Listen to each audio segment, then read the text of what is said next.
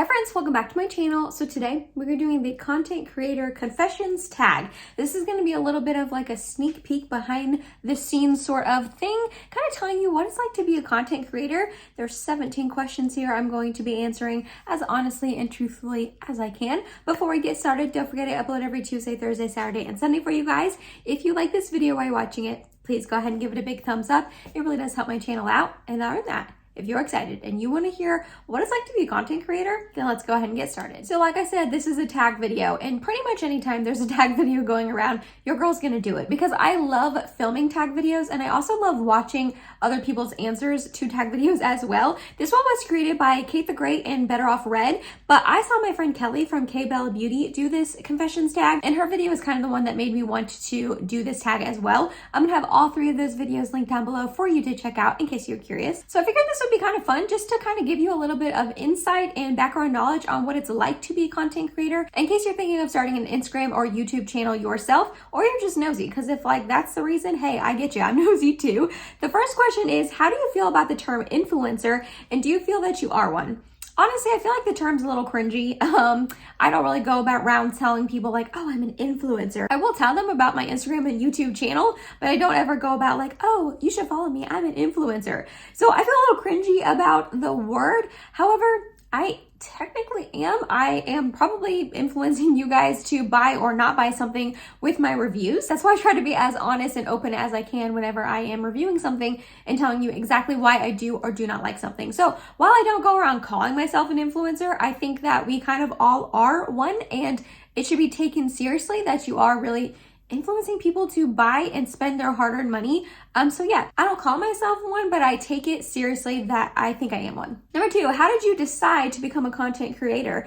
I've just always loved makeup, like truly, I love makeup with my whole entire heart. And I was sitting home on a summer break back in 2018. I used to be a teacher, so I would get the summer breaks off, and I was just consuming a ton of makeup YouTube content. And I thought, what the heck, why not? Let's start an Instagram account. So I started my makeup Instagram account. It's also called Emily's Makeup Bag. I'll have it linked down below in case you want to check it out and you haven't quite yet. So I started that back in 2018, and I figured, you know what, that would just be fun. I love makeup. Let's post about it. Let's talk about it. And that was doing pretty well and grew quite a bit over the 2 years that I had it before I started my YouTube channel.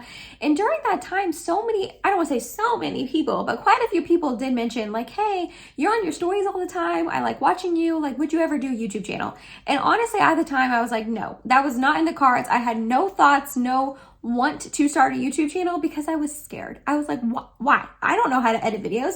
I don't know how to film. You know what I mean? Like, I just didn't think I could, I guess. But then there was a specific conversation with my dad that I had that completely changed my mind on starting YouTube channel. Like I said, I was just scared to start it. I just thought I was too old at the time. I was 27. Like, why would I start a YouTube channel at 27? You know what I mean? And Mike and I went over to my parents' house for dinner one night, and we just were sitting there talking, and it wasn't about me starting a YouTube channel or anything like that, but my dad had brought up that he started his own business at 37. And it's still the business that he owns today with him and his brother. He's still in business. They are successful. They are still doing great all these years later. And I thought, well, Emily, if your dad can start his own business at 37, a decade older than you, with a wife and 2 children to support at the time, because he had my mom and my sister and me, why the heck can't I start a YouTube channel? Why not? I feel like that was like my main thing holding me back. Like, I'm too old. I wouldn't be good at it, anything like that. And finally I was like, just suck it up, buttercup. Give it a try. If no one watches you, you can stop. Maybe something good will come out of it. And here I am almost 2 years later. I'm absolutely loving it. I love sharing makeup with you guys, talking with you guys, meeting you guys, having conversations down in the comments. Like, I am having so much fun doing this channel, and I'm hoping it can grow to a full-time job one day. I know you guys know that if you are not new here, but yeah, I don't know. My love of makeup was like the reason why I wanted to start. And then that conversation really kickstarted me and lit the fire under my butt and said, just try it. And I'm so glad that I did. I feel like I cannot take that long on every single solitary question, or this is going to be a long video. So let's try to speed this up, Emily. Number 3 is your experience knowing other content creators in real life. Is it good or bad? So the only content creator that I can think of off the top of my head that I've had a chance to meet in real life is Ava Twos. She's like one of my best friends. We met on YouTube like a year ago or so, and I started just like commenting on all of her videos, and then we slowly became friends, and we have gotten the chance to meet up once in real life.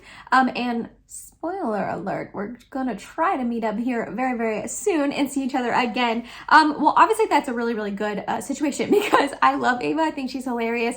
She has been so helpful and kind and supportive with YouTube. I'm so glad her and I met and became friends. But other than that, I haven't really gotten a chance to meet anyone in real life. I would love to. There's so many content creators on here that I watch that I'm like, I know if we lived closer together, we would be able to meet in real life and we would be friends in real life. You know what I mean? So I'm hoping I have more experiences, and Ava's not the only one I meet, in person, but so far it's been really good. Number 4 is, do you accept sponsorships and how do you feel about them? Yes, I do accept them. I haven't gotten too many in the past, but the ones that I've gotten, I have been super, super grateful for. I know obviously I'm not the largest YouTube channel out there, so they could be working with tons of other content creators. And not only is my channel not the largest, there are a bajillion makeup channels out there. So the fact that, those couple of brands have wanted to work with me is awesome. And I feel really, really grateful. I'm hoping to, get more in the future. How do I feel about them? I think they're amazing. I think as long as the creator is true to themselves and really tells the truth, because yes, with a sponsorship, you're technically being paid to talk about that product. I mean, yes, that's a sponsorship. But if the content creator is a good person and you trust them and their reviews in the first place, hopefully they would be smart enough that they would only accept a sponsorship for a product that they genuinely enjoy. But I think sponsorships are a great thing. So many people are able to do YouTube and Instagram and all that as their full-time job, which I want to do that too one day, and sponsorships helps out with that. You wouldn't ever do your job for free, and if this is someone's full-time job, then it's kind of awesome that they can have a little extra income with a sponsorship and not just have to rely on AdSense, because AdSense revenue and views are sometimes not always, consistent. So I'm here for them. I love how I itched my neck for literally 0.2 seconds, and this is going to be there the rest of the video as if I have a hickey. It's not. I'm so sorry. Number 5 is, have you had an experience with a brand that has left you with a bad taste in your mouth? Honestly, I've had experiences with brands in the past as a consumer, like their customer service not being good, or, things coming broken or anything like that. But as far as like working with a brand, I kind of think that that's what they mean by this, like working with a brand, sponsorship wise, PR, anything like that. Not really. The only thing I can think of, like off the top of my head, is if a company, emails me about working with me and either sending me PR for content or anything like that, and I send back, well, I should be paid for that if I'm going to be making a whole YouTube video about your product. I'm not going to do that for free, and I don't accept PR as payment.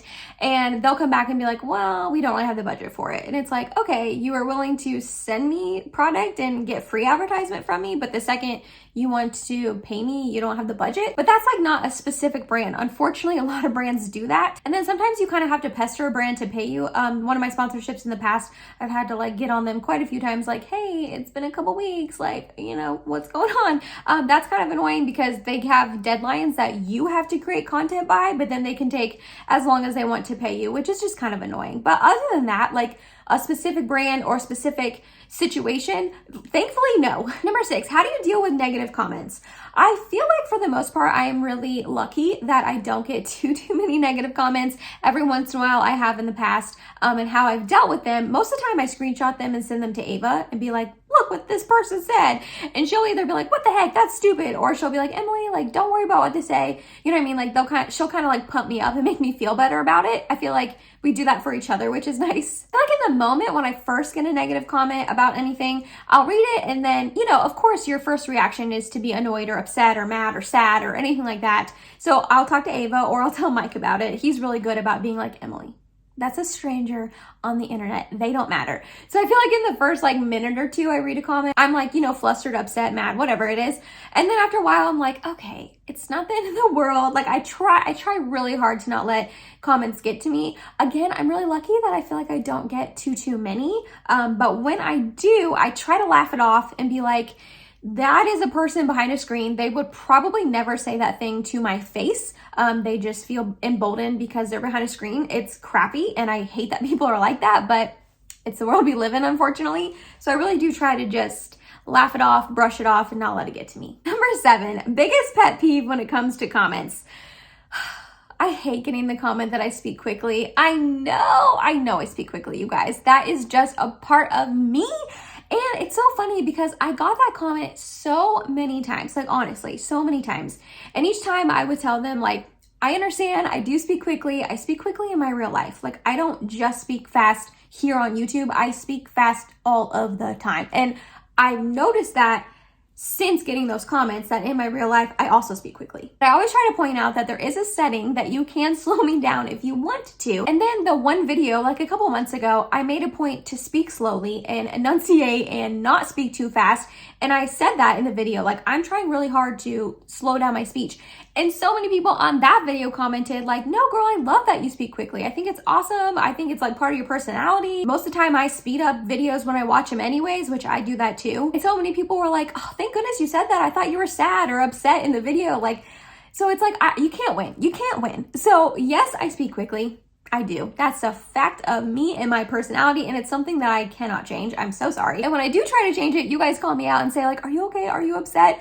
So I'm just going to keep on doing my thing. And if I get that comment in the future, just refer back to what I've been saying, that you can slow me down in the settings if you want to, or if that's not your cup of tea, you don't have to watch me. I understand that you're not going to vibe with everyone you watch. So if my speaking quickly or my personality or spazziness or whatever it's not your cup of tea, then don't watch me. You know what I mean? There's a million other makeup channels out there that you can watch. So no hard feelings. I'm not gonna like be upset. But yeah, that's probably my biggest pet peeve when it comes to comments, because I'm like, I know. Number 8 says your favorite part of being a content creator.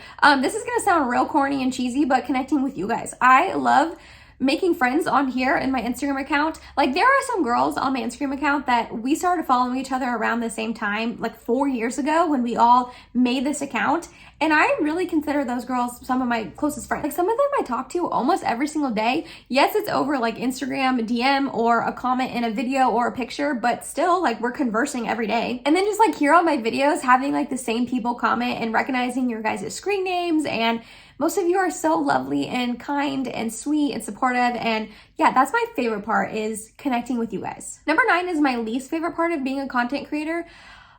Feeling inadequate and like comparing myself to other people. Like, sometimes I just feel like my videos aren't entertaining enough, or I'm not editing them cool enough. I don't have enough like zoom ins or anything like that. Or I don't do enough B-roll where I show like up close products and that kind of stuff. Or I'm not like thorough enough in my reviews, or my eye makeup isn't like grand enough and pretty enough. And you know, I do too boring of makeup. Like, just comparing myself to other people is probably my least favorite part, but that's on me. A lot of the times when those content creators are putting in all those extra shots, they are larger content creators who have editors, and this is their full-time job. So they either have someone editing their videos for them, or they have all the time in the world because this is their full-time job. I know that I now work part-time at the bank and I'm not a full-time teacher anymore. However, the bank hours are kind of wonky. There's only 4 of us who work there, so I still work. I mean, I'm working like part-time hours, but I'm still working like 25 to 30 hours a week. And most of the time it's like 4 to 5 days a week. They're shorter shifts. I can get up and film before or film after or anything like that, but I'm still, I feel like, working quite a bit. So I don't have all the time in the world to do all of that extra jump shots and all that. So yeah, I just feel like I need to take a step back sometimes and just realize, Emily, you have grown your channel to 5,000 subscribers so far. Clearly you're doing something right and some people like you. So I just need to not compare myself. That's like my least favorite part, is just me comparing myself. But that's a me thing, you know. Kind of going off that question a little bit, number 10 is, do you edit your own content and do you enjoy it? Yes, I edit my own content. I don't know who the heck else would edit it. I've had a couple people email me about editing my videos, and I'm like, I can't afford to have someone edit my videos for me, especially when I have the time to do it myself. You know what I mean? So yes, I do. Do I enjoy it? I enjoy it more now than I used to. When I first started my YouTube channel, I feel like I didn't really enjoy editing my videos, but I also know a lot more now than I did back then. Obviously, when you're first starting out, you don't know as much, and I've had to like look up and learn different editing styles and tricks and all of that. So I think I like it more now. Is it like my favorite thing to do ever? Probably not, but I do like it. I don't like despise it or dread it. Number 11 is, where do you draw the line in regards to sharing on social media? Honestly, I feel like I'm a pretty open book. I don't mind sharing my cats or, you know, my husband on here, but I wouldn't ever share like where I live or anything like that. I think most people are like that, though. That's not like a weird thing to say. But I also don't have kids. So I'm wondering, like, when I do have kids in the future, if I'll want to share them on here or my Instagram account. I feel like I wouldn't mind it, but then also you just never know who's out there in the world. So will I be a little bit more closed off in the future when I have kids? Maybe. But as of right now, as long as I'm not sharing anything that would lead to someone finding out like where I live or where I work. Like, I would never share the bank that I work for or the town I live in. But when it comes to like my everyday life, I don't mind sharing that. Like I said, I love showing off my cats, especially on Instagram. I feel like I share more of my personal life on Instagram stories than I do here on YouTube. But on my stories, like I'll show that like Mike and I went on a trip, or, you know, pictures of my cat, or like things we're doing together. I don't mind that because I like that you guys can get to know me a little bit more. I am way more than just my love for makeup. Is that a huge part of my life? Yes, I love makeup with my whole entire heart. I have an Instagram and a YouTube channel completely dedicated to it. It's obviously my hobby, my hustle, my part-time job, like, you know what I mean? But that's not all I am. I have so many other cool things about me, I feel like, that I would want to show off to you guys and show like the different parts of my personality and, you know, other things I enjoy besides makeup. So I like showing that, especially on Instagram stories, like I said, because then it gets you guys to know me a little bit more. And I like to get to know the people I watch more. So I figure you guys would probably maybe want to see that about me. I have dabbled in the thought of maybe doing vlogs, but I don't know. I just really don't do anything like fun on a daily basis. So I don't know if I ever would do a vlog. So if you are curious about like more of the everyday sort of life of me, definitely follow me on Instagram. Like I said, I do share more in my stories. Name one thing you wish you knew when starting out. Oof, that's a good question. I don't know what to say for this question. Probably to not be ashamed of your channel and your page. And I want to explain that. Whenever like someone compliments my makeup, like if we're at a grocery store or a waitress, I always have this internal struggle if I should mention my YouTube channel. Being 28 years old and trying to do YouTube full time, I feel like some people still don't get it. And there's been so many people that are like, no, tell them about your channel. Like, why would you not? This is technically a business for you. You want to do this full time. You can't feel like insecure about it. And I definitely still feel like I do. So maybe that's not something for when I started out, because that's what I need to do now. Yeah, I don't fully know what to say for this. And I feel like I'm spending a long time trying to think of it. So I'm gonna move on. Maybe I should have tried to answer these questions before I sat down to film, but I wanted to just like be authentic and say whatever came to my mind, and I don't fully know what to say to that question. Number 13 is there going to be any changes to your content in the future? No, not that I plan on. I'm pretty set on makeup. I might dabble a little bit more in skincare. Like I plan on filming a morning and nighttime skin routine coming up. I don't know if you guys would be interested in that. And like I said, I've dabbled in possibly doing vlogs. And then maybe if I'm lucky enough to get pregnant later in life, I'll share about that and make videos like that, kind of like Jessica Braun has. But yeah, as of right now, no. I'm pretty dead set on makeup, and I love making this content. Number 14 is, what is a company or collab that is your dream? This might sound a little weird, but I feel like being sponsored by Ulta or Sephora for a video would be so freaking cool. I have seen like bigger YouTubers be sponsored by Sephora, especially around the Sephora sale. Have I seen people being sponsored by Ulta? I feel like I have too. But what a full circle moment would that be, that I used to work at Ulta for a couple months and then possibly be sponsored by them one day, or the fact that I spend so much money at Sephora, that would just be really cool to, I don't know, be sponsored by them. And as far as like collabing with a company, I think I'd want to do either Sydney Grace or e.l.f. Cosmetics. I think Sydney Grace's eyeshadow formulation and their palettes are just so stunning. I only have 2 of them, but the 2 that I have, I'm obsessed with. I think the quality is just so good. And then I'd like to possibly work with e.l.f. one day and collab with them, because I know e.l.f. is so affordable that a lot of people, no matter what their income level is or their budget is for makeup, would possibly be able to pick it up. Then it would be like really accessible to everyone if they wanted to try it. I would hate to, I don't know, make a product that I like talk up and hype and I want everyone to try it, and then it's like super bougie and expensive, you know what I mean? So probably one of those companies. Almost done. We got 3 more. The next one is a creator you admire / want to work with.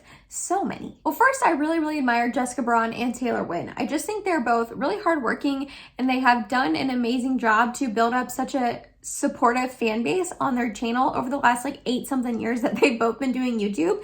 And I just feel like they're authentic and real. I trust them when they tell me reviews. I also really admire Stephanie from Babs Beauty. Again, I just think that she is real and she says what she thinks about a product, even if it's negative, but never in like a mean, harsh way. She's always just real about it and tells you why she doesn't like something, but not, like I said, like mean towards the brand or the product. And I try to be like that as well. I don't want to just be like, this product sucks, and then like bash it and just say like why it's so terrible. Like I want to say like, okay, this didn't work for me. Here's why it doesn't work for me. So that way, if you have the same preferences as me, possibly it'll like not work, or you know what I mean? Like I try to give you as many details as possible. And I feel like I am like that because of the YouTubers that I watch. And if I enjoy that, I want to do that as well. I would also love to like work with and collab with any of the three of them, but they are all like way, way larger channels than myself. So I don't think that that would ever be possible. But as far as like collabing with people like around my same sort of subscriber count, I would love to collab with Martina Lily. I freaking love her channel. I know I talk about her quite a bit of times, but we've never like collabed. Also Sarah Rose, I just think she has such a calming presence. I love that she is a little bit more on the beauty conscious side in the sense that she just doesn't go wild and spend a ton of money on things, and she's good about panning. And again, I just think she seems like such a sweetheart. I'd love to collab with her one day too. Number 16 is content that you hate. I don't really know. I don't really watch content that I don't enjoy. Probably family channels, but that's just because I watch Smokey Glow all the time and she has like instilled in me how terrible family channels are and how they just like exploit their children. But I also don't like watch family channels. But I'm gonna go with that answer because I do feel like I agree with Hannah from Smokey Glow that there should be a little bit more like regulations and rules behind YouTube family channels like there are for child actors and actresses. She always brings up a good point that like in 10 to 15 years when these children are grown up and all of their life is just put on YouTube for everyone to see, like literally some of these channels put like every second of their children's life on the internet. And I just feel like they can't really consent. And then later in life when that comes out, I don't know. I just don't know how they're going to feel. So yeah, probably family channels. I don't really agree with them. And then our 17th and last question is, have you ever had to deal with cancel culture? And if so, how? No. Thankfully, I myself have never had to deal with cancel culture. I feel like I would cry my eyes out if that ever happened. But I feel like people also take steps. They make decisions to get canceled and they do and say certain things that maybe they shouldn't do and say. So as long as, I don't want to say as long as you're a good person, but if you're a good person and you're trying to make good decisions and be honest with your, audience and your viewers, hopefully they would never cancel you. I'm trying to decide how I feel about cancel culture. I feel like to a point, it does happen like too quickly. Like people are like, oh, that person sucks, like don't support them. And then like people just dive bomb them with negative comments and death threats, and it's just terrible, right?